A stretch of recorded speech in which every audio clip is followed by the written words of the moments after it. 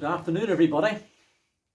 It's a beautiful sunny day here, but still quite cold. I think it's about the 6th of February. I know it's February. I think it's about the 6th. I haven't shot any videos for some time, and it's for the simple reason that we've just been far too busy. We've actually at the moment got 4 engines sticking out, so we're really very busy. Anyway, I thought I would just give you another taste of the horizontal engine. Now, I know it doesn't look horizontal at the minute, but I do assure you this is a 6HLW. This is an engine that's normally lying this way whenever it's running, and that's why we've had to put this rather ugly frame on it. I just wanted to prove to you that I haven't been lying in bed or I haven't been sharking in any way. So I'm just going to give you a quick tour around the engine and show you how far we've got. The next phase, which will be phase 3, I hope to show you the engine running just before it's shipped. Here you see the crankcase with the crankshaft removed, and the shells are all perfect in there, as are the other half shells in the conrods. Here you can see the heads all nicely red leaded. Quite an expensive process, but I believe well worthwhile. This shows our general approach to painting and what we consider a standard Gardner kind of grey-green finish. This is the underside, what is normally the underside of the engine before the exhaust was fitted.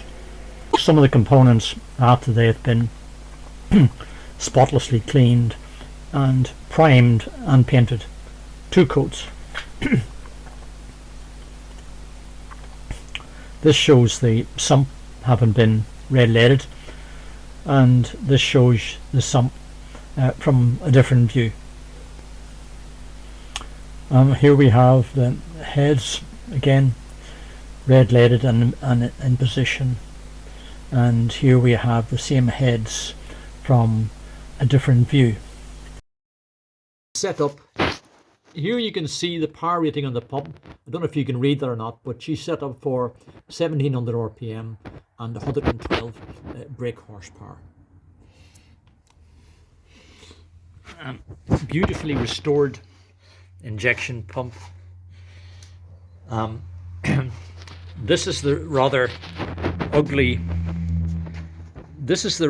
ugly frame that we've had to provide, because whenever she is lying over in her running position, we need to be able to see the underside of the engine, and that's why we had to construct this.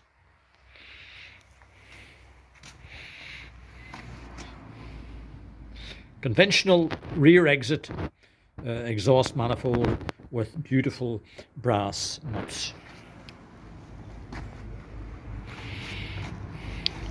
This is part of the oil circuit. The oil flows from the heads down into these pipes here and out through this pipe, and we've got to work out a way of getting it from there back down to the sump.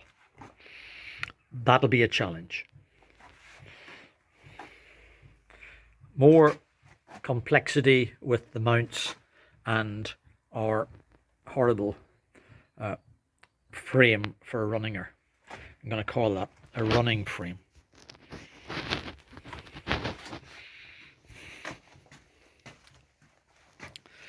The fuel filter, it seems a bit ornery or a bit unusual to see it mounted there, but there's no other way of doing it, I'm afraid. New timing chain, fuel timing, valve timing, all set up.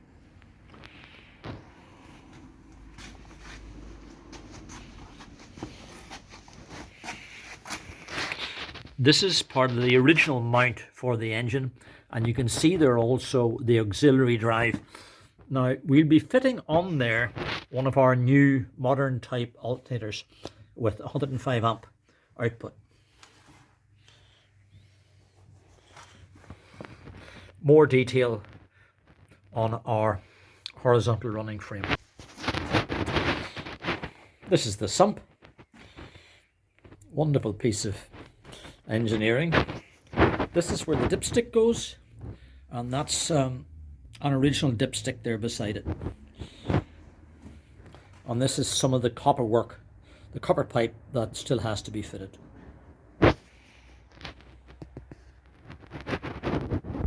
Again, I hope you got something out of that and that you enjoyed it. I'm really sorry for the delay in my videos, and I'm going to try from now on, particularly as we've got the good weather coming in, to shoot them more regularly. Thank you so much.